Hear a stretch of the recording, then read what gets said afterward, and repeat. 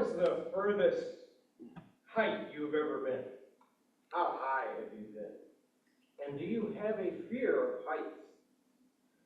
The official term, I believe, is called acrophobia. It is an extreme or irrational, according to the dictionary, I'm not sure it's irrational, but an extreme or irrational fear of, or phobia of height, especially when one is way up high. It is estimated that 6.4% of the population have this fear. I don't know, I think it's probably higher than that. Interestingly, 2 times more women than men have this fear. I would not say I have a particular fear of heights. However, I would say that the older I get, I have more of a healthy respect for keeping my 2 feet on the ground. And I can't for the life of me imagine why someone would pay good money to jump out of a perfectly good airplane. Well, they say that there is just something about the adrenaline rush of free-falling when the whole world is coming up on you really, really fast. You ever feel like that? That the whole world is coming up on you really, really fast. But what do you do when the whole world collapses? When the whole world seems to be coming up on you really, really fast. It seems as if we do not need to go looking for that, do we? Sooner or later, it comes and finds you. Something horrible.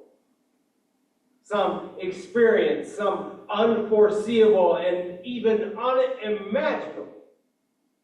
It comes upon you. It lays a hold of you. And it changes you. Am I the only one that's ever experienced this? And the reality you always understand, and you always understood to be life, suddenly, well, and life is gone for good. It's gone. And now you're stuck with a different reality, and not one that you chose. It was forced upon you, and however it happened, things are different for now, and not in a better way. I'm sorry to be dredging up bad memories for you, but if we sit quietly before the Lord for a while, I believe our hearts can crack open to something new, some strong hope, deep healing hope. In Isaiah 57:15 we read, "For thus says the one who is high and lifted up, who inhabits eternity, whose name is holy. I dwell in the high and holy place, and also with him who is of contrite and lowly spirits, and to revive the hearts of the contrite." This is to revive the spirit of the lowly and to revive the heart of the contrite type place. The rock bottom, if you will. Have you ever been there? Have you ever been to rock bottom? I've always heard of that place called rock bottom, but once I got there, well, they never told me rock bottom has a basement. You can go even lower than rock bottom. If you don't mind me asking, what was it that came after you? Maybe it was betrayal. Someone won your heart, you trusted them, and you gave your heart away, but eventually you found out they didn't really mean it. You did mean it, way down deep too, but they didn't. And then you saw it, and it was a shock. And to this day, the memory, the very thought, is still hard for you to bear. And they aren't coming back to apologize ever. But your heart is still broken. Or maybe it was betrayal of your own. Maybe you were the one who crossed a line knowing it was wrong. You were reaching for a thrill to escape your boring life. You felt you deserved something exciting for a change. You wanted to find out if you still had what it takes. But that sin you picked up in your hands to play with, just for a little while, now it owns you, and you're trapped. Or maybe it's nobody's fault. Maybe it's just the way your life has unfolded. It's like you've never found that place where you really belong, or that person you want to be wherever you go. You feel like an outsider looking in. You don't hate your life. You have a lot to be thankful for, but you're lonely every day. Or maybe it's loss. Loss of a loved one, loss of a job, loss of security, loss of yourself. And as you age, you can no longer do what you used to, and you lose your youthful vigor, your very health. And tomorrow will be more loss, maybe even catastrophic loss. You look at yourself in the mirror and you think, really?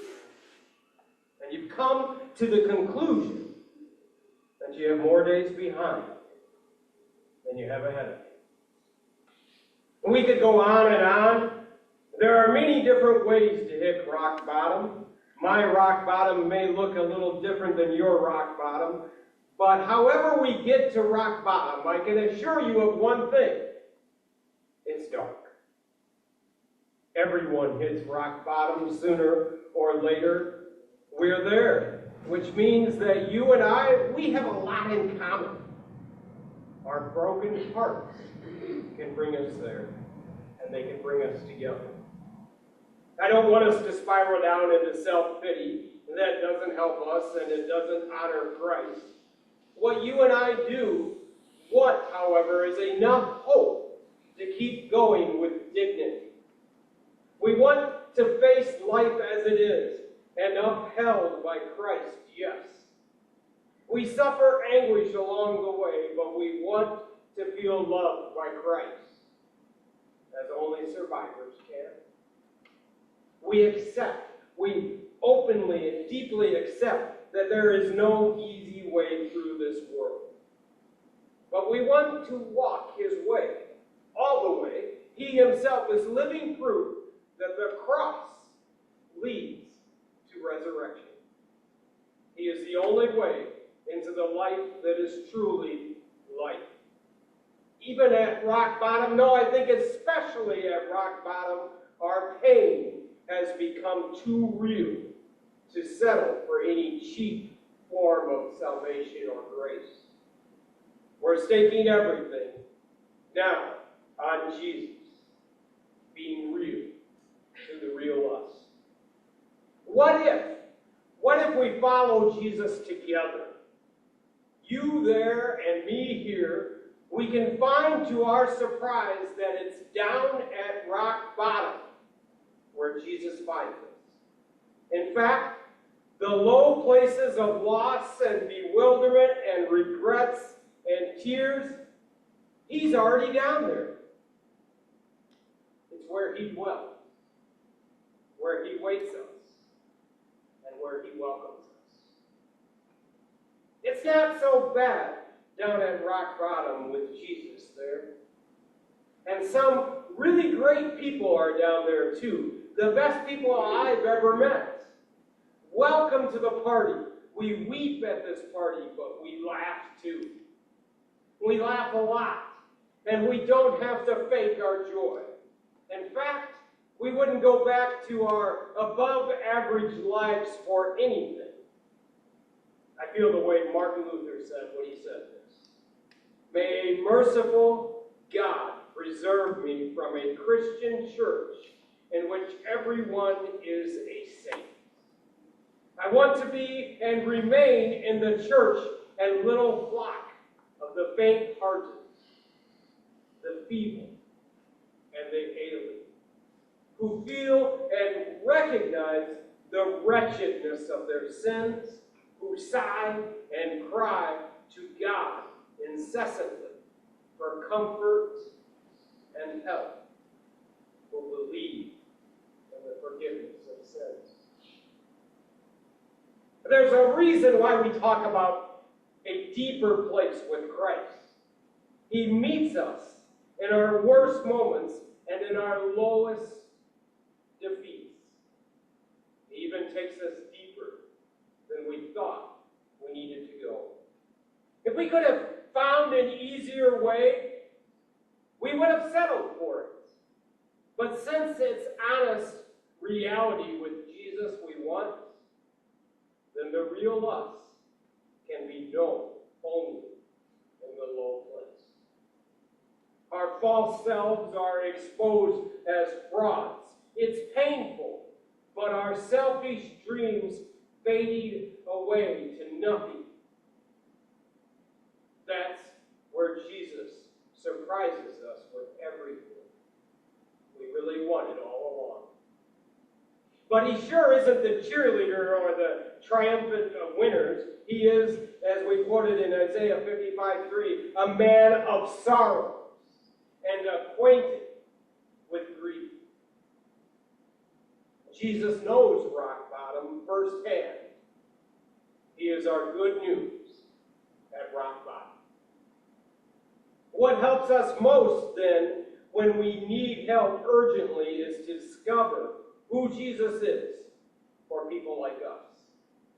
His wisdom is better than ours. His wisdom is better than our escapism. What we want deep down is Jesus himself with us, even in us. For example, Anselm, a theologian back in the 11th century, had a conversation with himself one day, and he dared to, quote, change the subject in his thoughts from his own turbulence to God. And Anselm spoke bluntly to himself when he said this. Come now, little man, flee for a moment from your preoccupations. Escape for a while from your agitated thoughts. Put aside now your burdensome cares and postpone your wearisome toil. Abandon yourself for a while to God and rest a little in him. Enter into the resting place of your soul. Shut out everything but God and what helps you to seek him. And after locking the doors, seek him. Say, now, oh, my whole heart, say, now to God I seek your face. Your face, O Lord, I need. Now, whatever happened next, I'm guessing Anselm went on to have a good day. In our hyper-busy lives of today, it can be even harder to get close to God. But rock bottom opens that door. We're finally desperate enough to shut the noise out and turn to him. We sure don't get to that profound place while drinking ice-cold lemonade on a sunny beach, you know, the kind with the toothpicks that have the umbrella on them. But our hearts are crying out. Your face, O Lord, I need. It's because we're in trouble. And so thank you, Lord, for trouble. C.S. Lewis said it well in one of his stories, just a snippet of a dialogue that makes his point. He says this. And what is this valley called? We call it now simply Wisdom's Valley, but the oldest maps mark it as the Valley of Humiliation. The Bible is an old map. It is honest and hopeful, and it's meant for real sufferers who wouldn't mind getting their lives back and having a future again. What then does the Bible have to say to people like us? Isaiah 57:15. For thus says the one who is high and lifted up, who inhabits eternity, whose name is holy.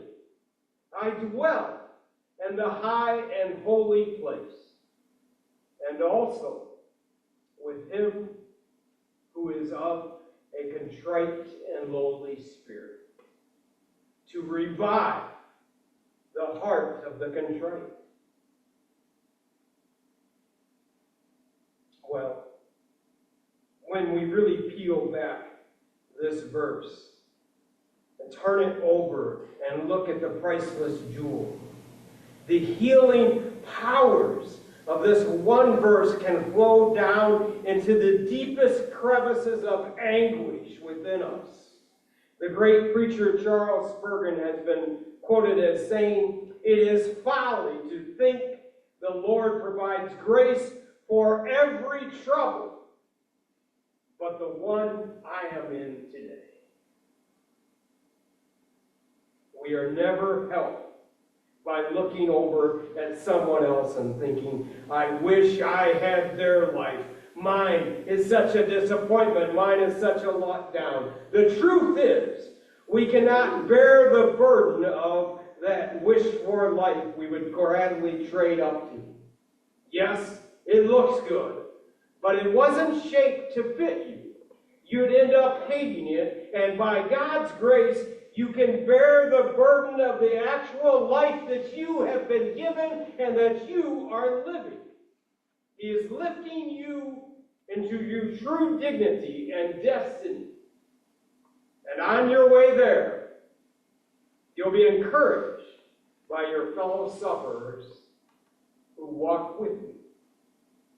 What then can we expect to happen as the high and holy one dwells with us down at rock bottom? Again, Isaiah 57:15 is about God, and for a good reason. Our painful experiences raise huge questions about God, like, where is God when I needed him the most?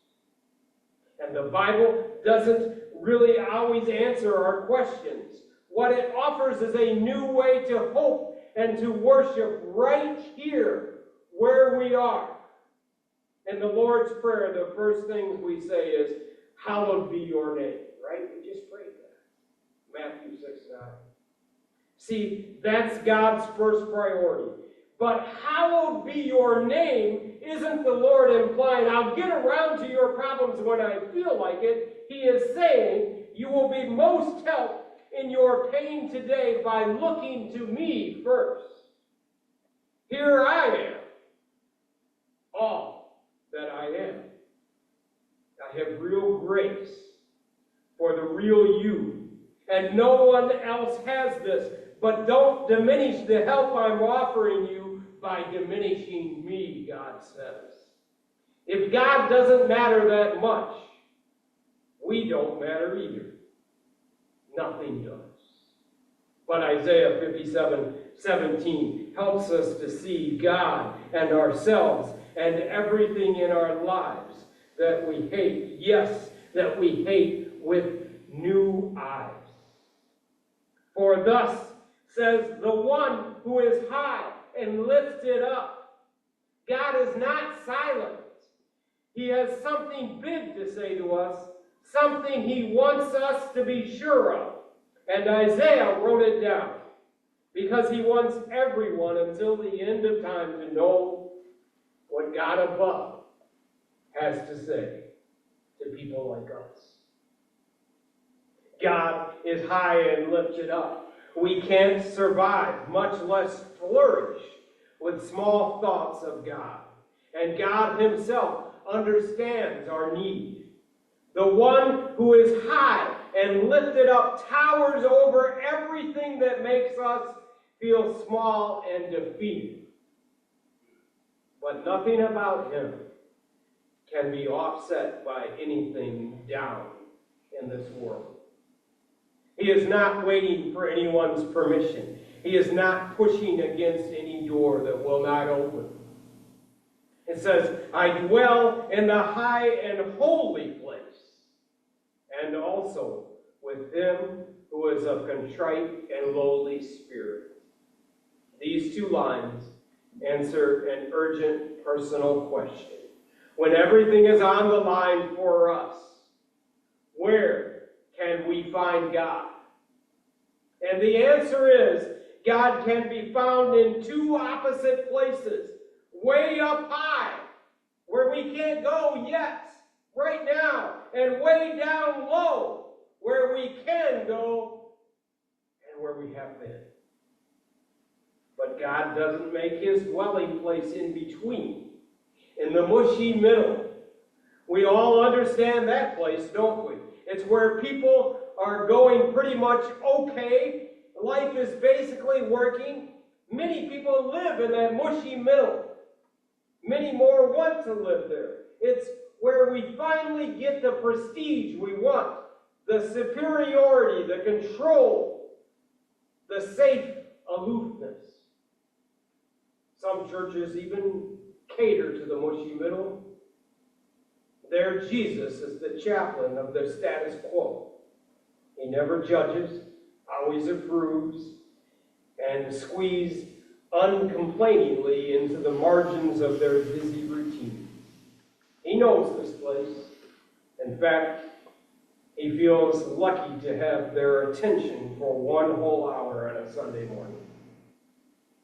But Isaiah sees a problem there. The one who is high and lifted up, who inhabits eternity, whose name is holy. The mushy middle is not his dwelling place.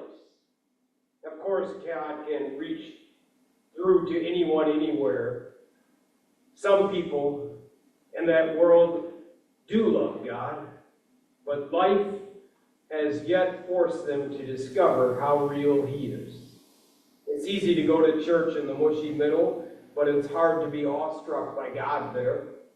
The whole point of the mushy middle of that world is to prop up a man-made heaven on earth image of God. The mushy middle agrees that everything is okay. What about the contrite and lowly then? Our very future hangs on these words. Here's what they mean. The word contrite means crushed, devastated, beaten down. And the word lowly means humiliated, diminished in worth, demoted.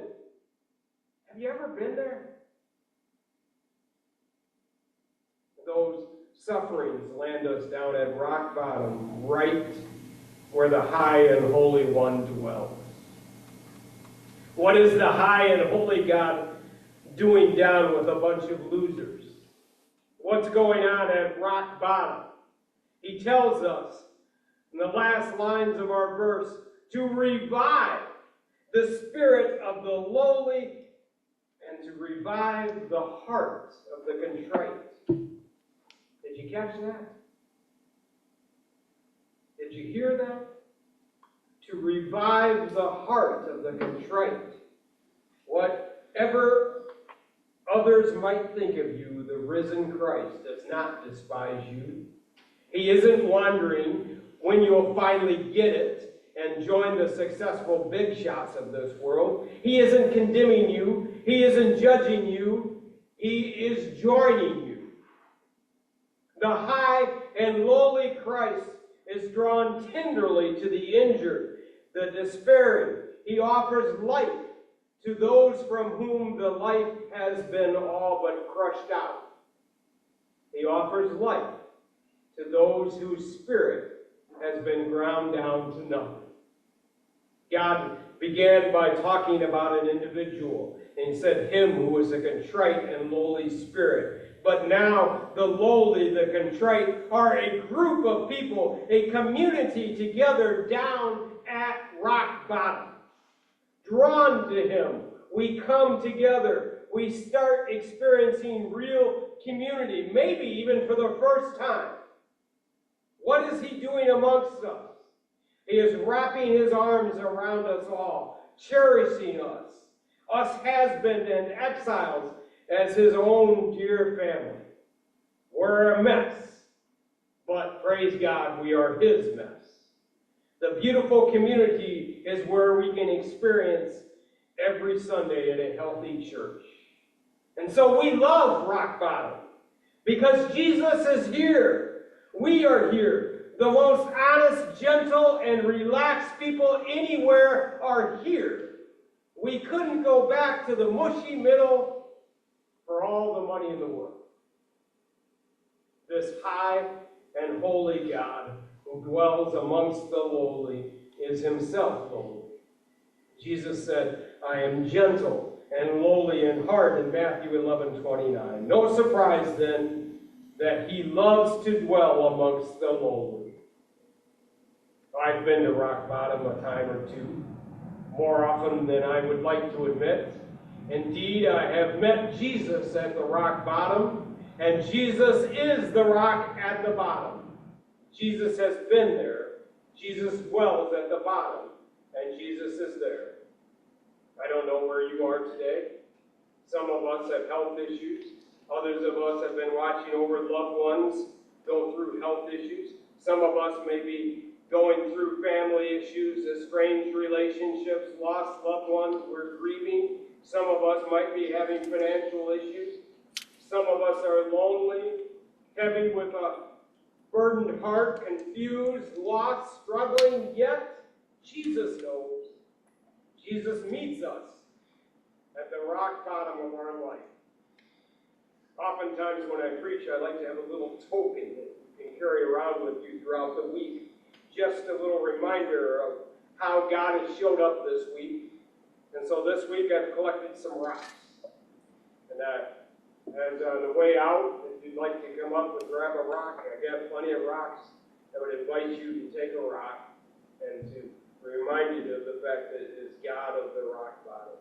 The fact Jesus dwells in the rock bottom. I've met Jesus there on my own rock bottom. And now I believe we're going to be blessed by some music. And I heard them singing prior beforehand, and we will be blessed. And so we will invite the women's trio to come forward.